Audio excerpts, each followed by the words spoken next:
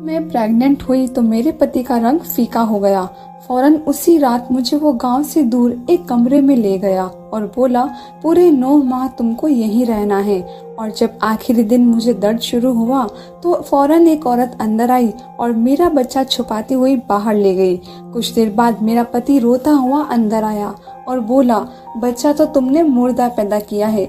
मुझे बहुत अजीब लगा। यूँ दूसरी बार जब प्रेग्नेंट हुई तो पति को कुछ न बताया और चुपके से घर से भाग गई।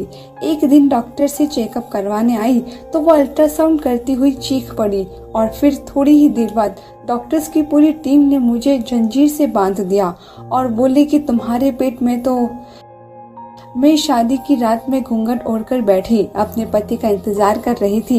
तभी दरवाजा खुला और मेरा पति कमरे में आया। उसकी पैर मेरी तरफ बढ़ रही थी। तभी वो आकर रुक गया। मैं सोच रही थी कि वो मुझसे कोई बातचीत करेगा, मगर वो कुछ न बोला। मुझे बड़ा अजीब सा महसूस हुआ। तब मैंने अपना घूंघट खुद ही उठाकर देखी, लेकिन मुझे हैरत का झटका तब लगा जब मैंने कमरे को खाली पाया। मेरा दिल एकदम से धड़कने लगा। मैं डरी नजरों से यहाँ वहाँ देखती रही। तभी कमरे का दरवाजा दोबारा खुला और मेरा पति कमरे में आ गया। उसकी नजर जैसे ही मुझ पर पड़ी, जल्दी से मेरे पास आया और बोला, क्या बात है रागिनी, तुम इतनी घबराई हुई क्यों लग रही हो? जो पहले कमरे में आया था। जैसे ही मैंने घूंघट उठाकर देखा तो कमरा खाली था। सचिन बड़ा परेशान हो गया था। कुछ देर तो बोला ही नहीं, फिर हंसने लगा और बोला, रागिनी, पहले भी कमरे में मैं ही आया था। तुम्हारे पास बैठते ही याद आया कि मुंह दिखाई का गिफ्ट बाहर ही भूल गया हूँ, इसलिए जल्दी से बाहर आया ताकि ला सकूं। सचिन ने अंगूठी की तरफ इशारा किया। अब मैं शांत हो गई थी। सचिन ने अंगूठी मेरी उंगली में पहनाई और बोला, रागिनी, आज तुम बहुत प्यारी लग रही हो। मैं मुस्कुरा दी। तभी सचिन उठकर वॉशरूम चला गया। जब वो वापस लौटकर आया तो बोला, रागिनी, मैं बहुत थक गया हूँ, सोना चाहता हूँ। तुम भी यह भारी लहंगा बदलकर आराम कर लो। मैंने सिर हिला दिया। सुबह हुई तो मैंने बाहर निकलकर घर की आनंद ले रही थी। मेरी और सचिन की अरेंज मैरिज हुई थी। हम दोनों एक दूसरे को नहीं जानते थे और न ही हमारा आपस में कोई रिश्ता था। मम्मी ने बस मुझे इतना कहा था कि रागिनी, तुम बहुत खुशनसीब हो जिसे सचिन जैसा हमसफर मिला है, जो बहुत अच्छा इंसान है। फिर सबसे बड़ी बात यह है कि उसके आगे पीछे भी कोई नहीं है। माता पिता दुनिया से जा चुके हैं, बहन भाई कोई नहीं, वो अकेला ही हर चीज का मालिक है। तब मैं बोली, मम्मी, मेरे पति का कोई रिश्तेदार नहीं है। कल को कोई बात हो गई तो उसे कौन समझाएगा? मम्मी मुस्कुराने लगी और बोली, बेटी, यही तो सारी बात है। रिश्तेदार नहीं है तो फिर किसके कहने में आकर तुमसे लड़ाई झगड़ा करेगा? बल्कि पूरी दुनिया में उसका तुमसे एक रिश्ता होगा, वो तुम पे जान देगा। बस बेटी, तुम अपने पति की बात मानती रहोगी तो भगवान के कर्म में कुछ भी गलत नहीं होगा। मुझे मम्मी की बात समझ में आ गई थी, इसलिए मैंने सचिन के रिश्ते के लिए हाँ कर दी थी और आज मैं उसकी बीवी बनी, उसके घर की मालकिन बन गई थी। मैं घर की एक एक चीज को बड़ी प्यार से छूकर देख रही थी। हमारा घर छोटा सा था मगर बहुत ही खूबसूरत था। हर चीज बहुत अच्छे से सजी हुई थी। चलते चलते मैं घर के पीछे चली गई थी, जहाँ एक छोटा सा कमरा था। मैंने सोचा कि इस कमरे में झांक के देखूं कि वहाँ क्या पड़ा है। मैं जैसे ही कमरे में जाने लगी, अचानक किसी ने मेरा हाथ पकड़कर पीछे खींचा था। मेरे ऊपर का सांस ऊपर और नीचे का सांस नीचे रह गया था। मैंने जल्दी से पीछे मुड़कर देखा तो सचिन खड़ा था, जिसके चेहरे पर गुस्सा ही गुस्सा था। सचिन बोला, रागिनी, तुम यहाँ क्या कर रही हो? मैं शर्माकर बोली, अपना घर देख रही हूँ, हर चीज को महसूस कर रही हूँ। मुझे आपके घर की मालकिन बनकर बहुत अच्छा लग रहा है। सचिन के चेहरे पर गुस्सा था। वो बोला, रागिनी, घर तुम्हारा है, बल्कि अब तो मैं भी तुम्हारा हूँ, मगर ये कमरा ना तो मेरा है और ना ही तुम्हारा है, इसलिए तुम इस कमरे से दूर रहना। मैं बोली, ये क्या बात हुई? घर आपका है तो फिर आपके घर में बना ये कमरा आपका क्यों नहीं है? सचिन बोला, ये मैंने कुछ साल पहले किसी और को रहने के लिए दिया था। उसका सामान इसमें पड़ा है। वो अभी तक लौटकर वापस नहीं आया। जब आएगा तब मैं उससे कह दूंगा कि अपना सामान उठाकर ले जाओ, फिर तुम इस कमरे की मालकिन बन जाना। मुझे बहुत आश्चर्य हुआ था। मैं बोली, ऐसा भी कौन था जिसके लिए आपने ये कमरा अभी तक बंद करके रखा है? फिर सचिन का गुस्सा चढ़ गया और बोला, बस बस, ज्यादा सवाल मत करो। मुझे ज्यादा बोलने वाली लड़कियां अच्छी नहीं लगती। चलो आज के बाद यहाँ मत आना। मैं तो अपना मुंह लेकर रह गई थी। भला ये क्या बात हुई कि ज्यादा बोलने वाली लड़कियां नहीं पसंद? लड़कियां तो हमेशा ही बहुत ज्यादा बोलती है। मैं सचिन के पीछे पीछे घर के आंगन में आ गई थी। तभी एक बार बेल बजा तो सचिन ने जाकर दरवाजा खोल दिया। जब वो वापस आया तो उसके हाथों में नाश्ता पकड़ा हुआ था। मैं बोली, अरे सचिन, आपने ऐसा क्यों किया? अब तो आपकी बीवी घर आ गई है ना, अब आपको कोई चीज बाहर से मंगवाने की जरूरत नहीं है। सचिन बोला, आ जाओ नाश्ता कर लो। हम दोनों ने मिलकर चुपचाप से नाश्ता किया था। मैं सचिन से नजर चुरा चुरा कर उसे बार बार देख रही थी। सचिन बहुत खूबसूरत था, इतना खूबसूरत कि अगर उसके चेहरे को देखती रहूं तो दिल ना भरे। सचिन नजरें झुकाकर नाश्ता कर रहा था, जबकि मैं उसकी लंबी घनी पलकों को देखती रह गई थी। तब सचिन बोला, रागिनी, मेरा चेहरा बाद में देख लेना, पहले नाश्ता कर लो। मैं तो एकदम से हड़बड़ा गई थी, मेरी चोरी जो पकड़ी गई थी। मुझे तो इस बात की हैरत थी कि सचिन को कैसे पता चल गया कि मैं उसे देख रही हूँ। नाश्ता करने के बाद सचिन सारे बर्तन उठाकर किचन में ले गया और धोकर रख भी आया था। मैं बहुत खुश थी। सचिन अच्छा इंसान था। मुझे उसकी कम बोलने वाली आदत से परेशानी थी। खैर, इसका हल मैंने ये सोचा था कि मैं धीरे धीरे उसे अपने रंग में ला लूंगी। मैं सचिन के साथ बहुत खुश थी। कुछ ही माह बाद मैं प्रेग्नेंट से हो गई थी। मैं बहुत खुश थी। मुझे लगा था जब ये खबर मैं सचिन को सुनाऊंगी तो वो भी बहुत खुश होगा। इसलिए शाम को जैसे ही वो घर आया, मैं जल्दी से उसके पास गई और बोली, सचिन, आप पिता बनने वाले हो। मेरी बात सुनकर सचिन का चेहरा लाल हो गया था। वो मुझे फटी फटी निगाहों से देख रहा था।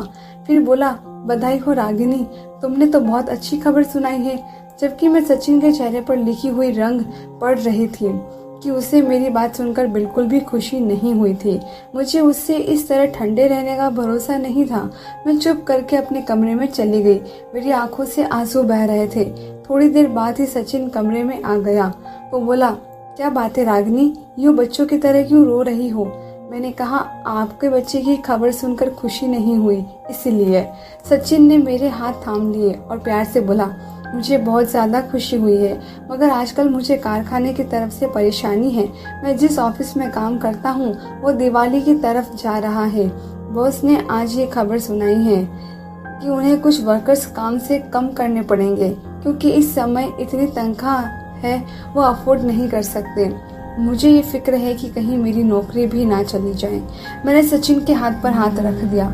सचिन, आप फिक्र ना करें, आने वाला बच्चा अपना भाग्य लेकर आएगा। भगवान हर बात को जानता है। आप जानते हो ना कि भगवान से किया प्रार्थना पूरा होकर ही रहता है। मेरी बात सुनकर सचिन मुस्कुरा दिए थे। उस दिन के बाद सचिन मेरा बहुत ज्यादा ख्याल रखने लगे थे। मेरी लंबी चौड़ी बातें भी सुनकर गुस्सा नहीं होते थे। मैं किचन में खाना बना रही थी। सचिन सुबह काम पर गए हुए थे। तब मुझे एहसास हुआ कि सचिन वापस आ गए। मैं इतना हैरान हुई और बोली, सचिन, आप इतनी जल्दी वापस कैसे आ गए? जैसे ही पीछे देखी, सचिन आया ही नहीं था। मुझे अपनी हालत पर बहुत हंसी आई। मैंने सोचा कि मेरे दिलो दिमाग में सचिन का प्यार इतना ज्यादा है कि अब हर समय मेरे दिमाग में उन्हीं का ख्याल रहता है। शाम में जब वो वापस आए तो मैंने सबसे पहले उन्हें यही बात बताई थी। सचिन ने अजीब सी नजरों से मेरी तरफ देखा। वो खुश बिल्कुल भी नहीं हुए थे। मैं खुद घबरा गई कि उनको मैंने ऐसी बात क्यों बता दी। कहते हैं ना कि हर बात पति को बताने वाली भी नहीं होती। खैर, हम दोनों ने मिलकर खाना खाया। सचिन बोले, आज खाने के बाद चाय पीने का दिल कर रहा है। मैं जल्दी से उठी और बोली, मैं अभी बना कर लाती हूँ। तभी सचिन ने मेरा हाथ थाम कर मुझे बिठा दिया और बोले, नहीं नहीं, तुम यहीं पर बैठो, आज मैं तुम्हें अपने हाथों से चाय बनाकर पिलाऊंगा। मैं मुस्कुराने लगी थी। सचिन उठकर किचन में चले गए तो मैं अपने बातों में खो गई थी। थोड़ी देर बाद ही सचिन चाय लाए तो हम बातें करते करते चाय पीने लगे। मुझे नींद आ गई तो मैं सोने के लिए चली गई, जबकि सचिन टीवी पर खबरें देख रहे थे। मैं ऐसी गहरी नींद में पहले कभी नहीं सोई थी, क्योंकि प्रेगनेंसी की वजह से मुझे रात में उठकर बाथरूम जाना पड़ता था। सुबह 4 बजे के करीब मेरी आंख खुली तो मैं जल्दी से उठी और बाथरूम चली गई। जब मैं वापस आई तो मुझे सचिन का चेहरा नजर नहीं आया था और वो रात भर कमरे में आए ही नहीं थे। मुझे उन पर गुस्सा आया कि सुबह ऑफिस भी जाना है, लेकिन अभी तक खबरें लगाकर बैठे हैं। मैंने सोचा कि खुद ही जाकर उन्हें बुला लाती हूँ। जब मैं कमरे से बाहर निकली तो लाउंज भी खाली पड़ा था, टीवी भी बंद था। मैं बहुत परेशान हो गई कि आखिर सचिन इतनी रात को मुझे बिना बताए कहाँ जा सकते हैं। मैं शहर में निकली तो वो भी खाली था। मेरा दिल घबराने लगा था। तभी मेरी नजर घर के लास्ट वाले कमरे से आती रोशनी पर पड़ी। मुझे अजीब सी खुशी हुई कि शायद सचिन का मेहमान वापस आ गया है, जिसका सामान चंद सालों से इसी कमरे में पड़ा था। मैं जल्दी जल्दी घर के पीछे जाने लगी। मैं कमरे के बाहर खड़ी थी। अंदर से सचिन की आवाज आ रही थी। वो कुछ कह रहा था और रो रहा था। मैं बहुत परेशान हो गई। जैसे ही मैंने कमरे में जाने के लिए पैर बढ़ाए, अचानक ही कमरे में अंधेरा हो गया और सचिन बाहर निकल आया और वो मुझे देखकर बहुत गुस्से में आ गया था। उसने मेरा हाथ पकड़ा और मुझे घसीटता हुआ सहन में ले गया और बोला, रागिनी, मैंने तुम्हें मना किया था ना, फिर तुमने मेरी बात क्यों नहीं सुनी? तुम वहाँ क्यों आई थी? मैं बहुत डर चुकी थी। मैं बोली, सचिन आप कमरे में नहीं थे, मुझे आपकी फिक्र हो रही थी। कमरे से बाहर आई तो आप लाउंज में भी नहीं थे। इस कमरे में आती रोशनी देखी तो सोचा कि आपका मेहमान वापस आ गया है, इसलिए वहाँ पहुँची। सचिन मुझे कमरे में ले आया था। वो बोला, रागिनी, अपनी हक को पहचानो। वो कमरा तुम्हारी हक में नहीं आता। तुम इस बात को समझ क्यों नहीं लेती हो? उस दिन के बाद मैंने कभी उस कमरे के बारे में सोचा भी नहीं था। दिन गुजरने गए और मेरी डिलीवरी का समय आ पहुंचा। आज सुबह से ही मेरी तबीयत खराब थी, इसलिए मैंने सचिन को घर में रोक रखा था कि किसी भी समय अस्पताल जाने की जरूरत पड़ सकती है। दोपहर में आराम करने के लिए लेटी तो मेरी तबीयत खराब होने लगी। मैं जल्दी से बोली, सचिन गाड़ी निकाले, मेरी तबीयत बिगड़ रही है। सचिन जल्दी से कमरे से बाहर निकल गया। मैं दर्द से तड़पने लगी थी। मैं सोच रही थी कि सचिन कब कमरे में आएगा, मगर उससे तो बाहर निकलते हुए बहुत देर हो चुकी थी। वो अभी तक नहीं आया था। मेरी आंखों के आगे अंधेरा छाने लगा। तभी सचिन एक औरत के साथ कमरे में आया। वो बोला, रागिनी, ये बहुत समझदार दाई है, तुम्हारा केस ये करेगी। मैं बेयकीन से सचिन को देखने लगी। दर्द की वजह से मैं कुछ बोलने के काबिल नहीं रही थी। बड़ी मुश्किल से बोली, अस्पताल। लेकिन सचिन ने मेरी एक न सुनी और मुझे उस दाई के हवाले करके खुद बाहर निकल गया था। दाई मुझ पर जोर आजमाइश करने लगी और तकरीबन 3 घंटे की तकलीफ के बाद मेरे कानों में बच्चे के रोने की आवाज पड़ी थी। मैंने दिल में भगवान को धन्यवाद किया और आंखें बंद कर ली। मुझे पता ही नहीं चला कि मैं कब नींद की गहरी वादियों में खो गई थी। जब मेरी आंख खुली तो मैंने अपने बच्चे को देखा। वो वहाँ नहीं था। मैंने सचिन को आवाज दी तो उसने उठकर कमरे के बल्ब जलाए और उसकी आंखें खून जैसी थी। मैं बोली, सचिन, मेरा बच्चा कहाँ है? बेटी पैदा हुई है या बेटा? सचिन की आंखों से आंसू टपकने लगे थे। वो बोला, बेटा पैदा हुआ था, मगर तुमने मुर्दा बच्चे को पैदा किया है। मैंने बेयकीनी से सचिन की तरफ देखी और बोली, मैंने अपने बच्चे के रोने की आवाज अपनी कानों से सुनी थी। सचिन बोला, तुम तो बेहोश हो गई थी, नींद में सुनी होगी आवाज। काश मैं भी तुम्हारी तरह इतनी सुकून और गहरी नींद सो सकता। मैं चीखने चिल्लाने लगी और बोली, सचिन, मुझे मेरा बच्चा वापस ला दो। मेरा बच्चा कहाँ है? सचिन की बात सुनकर तो मुझ पर जमीन और आसमान गिर पड़े थे। वो बोला, मैंने तो अपने बच्चे को कल मिट्टी में दबा दिया। मैं बोली, कल? ये क्या मतलब? सचिन बोला, तुम कल से सो रही हो। अपने बच्चे की जुदाई का गम मैं अकेले सह रहा हूँ। मैं चीख चीख कर रोने लगी थी। मैं बोली, सचिन, तुमने मुझ पर बहुत बड़ा जुल्म किया है। तुमने मुझे एक दाई के हवाले कर दिया। तुमने मुझ पर बहुत बड़ा जुल्म कर दिया। अब मेरा दिल टूट चुका था। उसका चेहरा देखने को भी दिल नहीं कर रहा था। कुछ महीने गुजरने के बाद मैं फिर से प्रेग्नेंट हो गई, जबकि अब तो मेरी ख्वाहिश भी नहीं थी। एक दिन मैं सहन में बैठी गहरी सोच में गुम थी, तभी एक पड़ोसन घर में दाखिल हो गई। वो उम्र में मुझसे बड़ी थी। मेरे सिर पर आशीर्वाद देकर बोली, बेटी, तुम्हारे बच्चे का सुनकर बहुत दुख हुआ। मुझे तो जब से पता चला है कि तुम प्रेग्नेंट से हो, मैं यही प्रार्थना करती हूँ कि भगवान इस बार सचिन को जिंदा बच्चा दे दे। पिछली बीवी ने भी 3 बच्चे पैदा किए हैं, मगर तीनों मरे हुए थे। जबकि उसकी बीवी रो रो कर कहती थी कि सचिन, मैंने जिंदा बच्चे को जन्म दिया था, मेरा तो दम घुटने लगा था। मैं पूछी, आंटी सचिन पहले से शादीशुदा है? वो आंटी एकदम परेशान हो गई। वो बोली, बेटी क्या तुम्हें ये बात पता नहीं थी? मैं चुपचाप आंटी को देखती रह गई। वो बेचारी बहुत शर्मिंदा हो गई और बोली, फिक्र न करो, उस बीवी को तो सचिन तलाक दे चुका है, अब तो वो सिर्फ तुम्हारा है। मेरी पड़ोसन जैसे ही घर से निकली, मैंने अपने 2 कपड़े बैग में डाले और घर से निकल गई। मैं जानती थी कि सचिन की पहली पत्नी सच कह रही होगी। मैंने भी तो अपने बच्चे के रोने की आवाज सुनी थी। मुझे सचिन से डर लगने लगा था। न जाने वो ये सब क्यों कर रहा था। मैं अपने माता पिता के घर नहीं जा सकती क्योंकि सचिन वहाँ मेरे पीछे आ जाता और मेरे माता पिता मुझे उसके साथ जबरदस्ती ही घर भेज देते। मैं अपनी एक दोस्त के घर चली गई थी। वो बहुत अच्छी थी। उसके घर में बस वो और उसकी मम्मी रहती थी। मेरी दोस्त नर्स की जॉब करती थी और उसके घर में आंटी अकेली रहती थी। उन्हें पता था कि मैं प्रेग्नेंट हूँ। मैंने उन्हें अपनी सारी बातें सुना दी थी, इसलिए वो मेरा बहुत ख्याल रखती थी। एक दिन मैं और आंटी हॉस्पिटल गए थे। चेकअप के लिए डॉक्टर्स ने अल्ट्रासाउंड किया तो अचानक से चीख पड़ी थी। डॉक्टर ने मुझे कुर्सी पर बैठने को कहा और खुद बाहर निकल गई। मैं और आंटी हक्का बक्का सा उसको देख रहे थे। थोड़ी देर बाद वो डॉक्टर अपनी नर्स के साथ कमरे में वापस आई और उसने मुझे बेड पर लेटाकर जंजीरों से बांध दिया था। मैं तो डर से थर थर कांपने लगी थी। आंटी ये सब देखकर गुस्से में आ गई थी। डॉक्टर को गुस्सा होकर बोली, ये क्या बदतमीजी लगा रखी है? तुम डॉक्टर हो या जानवर? खोलो मेरी बेटी को जंजीरें, नहीं तो मैं पुलिस को बुला लूंगी। डॉक्टर बोला, मम्मी आप फिक्र क्यों कर रही हैं? ये सब हम आपकी बेटी के सही के लिए ही तो कर रहे हैं। ये देखिए, इसके पेट में आधा इंसान का बच्चा है और आधा जानवर का। ये बच्चा पैदा नहीं होना चाहिए। अगर पैदा हो गया तो माँ अपनी ममता के तहत इसको पालने लगेगी, मगर तब तक बहुत तबाही मच जाएगी। हम इस बच्चे को खत्म करना चाहते हैं। मम्मी आप अबॉर्शन के कागज पर साइन कर दे। आंटी बोली, आप मेरी बच्ची को छोड़ दे अभी और इसी समय। मैं पता करती हूँ कि क्या बात है।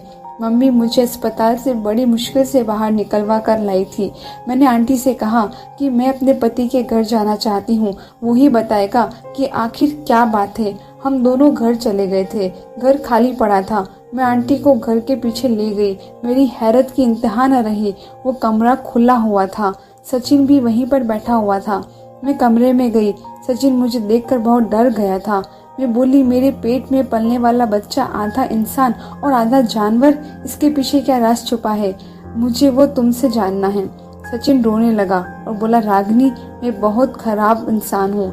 मैं अपनी जवानी के दिनों में बहुत बड़ा पाप कर बैठा था। हमारे घर में एक औरत काम करने आती थी। कभी कभी उसके साथ उसकी जवान बेटी भी आती थी। वो बहुत खूबसूरत थी। मैं उस पर फिदा हो गया। मैंने उससे कहा कि मैं तुमसे शादी करना चाहता हूँ। वो भी बहुत खुश हुई थी। हमारी दोस्ती हो गई और मैंने उसकी गरीबी का फायदा उठा लिया, जिसकी वजह से वो प्रेग्नेंट हो गई। उसने मुझ पर बहुत जोर डाला कि मैं उसे विवाह करके घर ले आऊं, लेकिन मैंने साफ साफ इनकार कर दिया। तब उसने मेरी मम्मी पापा को मेरी बात बता दी। तब मैंने सबके सामने उसके मुंह पर थप्पड़ भी मारा था। मैं बोला, इस दुनिया में मेरे लिए तुम ही रह गई थी क्या? मैं तो जूता भी ब्रांड का पहनता हूँ, फिर तुम जैसे गरीबों से विवाह कैसे कर लूँ? वो रोती हुई घर गई थी। फिर मुझे पता चला कि उसने अबॉर्शन करवा लिया था। कुछ माह बाद मेरी शादी मम्मी ने करा दी। मेरी पहली बच्ची ऐसी ही हुई थी। उसने 2 घंटे दुनिया में सांस लिया और फिर चल बसी। मैं और मम्मी बहुत परेशान थे। बाबा के पास गए तो बोले, सचिन तुम पर तुम्हारी किसी महबूबा ने काला जादू किया है। ये काला जादू बहुत ज्यादा भारी है। ये कई कई महीने चिल्ले काट कर दिया जाता है कि तुम्हारा बच्चा आधा जानवर हो। मैं तुम्हारे लिए तोड़ कर देता हूँ। मैं बहुत ज्यादा डर गया था और फिर वही हुआ जिसका डर था। वो बाबा अभी जादू कर रहे थे कि मर गए। मुझे मालूम पड़ा था कि वो शैतानी ताकत का मुकाबला नहीं कर पाए। मेरे 3 बच्चे ऐसे ही पैदा हुए थे। मैंने अपनी पत्नी से कहा कि तुम बच्चे मृत जन्मती हो। उसे मेरी बात पर भरोसा नहीं था, इसलिए मुझसे तलाक लेकर चली गई। इस कहानी के 10 साल बाद मैंने तुमसे विवाह किया, इस भरोसा पर कि क्या पता वो जादू कमजोर पड़ गया हो, मगर ऐसा नहीं हुआ। तुमने बच्चा जिंदा ही पैदा किया था, मगर फिर वो मर गया। मैं अजीब नजरों से सचिन को देखती रही। मैंने उससे डिवोर्स को कहा तो उसने मुझे डिवोर्स दे दी। कुछ दिन बाद मैंने इस बच्चे को जन्म दिया था। वो थोड़ी देर ही जिंदा रहा और फिर मर गया। उस बच्चे के साथ मैं भी अंदर से मर गई थी। मैं अपने मम्मी पापा के घर वापस चली गई तो उन्होंने मुझे बोझ समझकर सर से उतारने की कोशिश नहीं की थी, बल्कि मुझे बहुत खुशी खुशी अपने घर में रख लिया था। मैं एक खुशहाल जिंदगी गुजार रही हूँ, मगर मेरे दिल से वो दुख और खौफ नहीं जाता। धन्यवाद दोस्तों।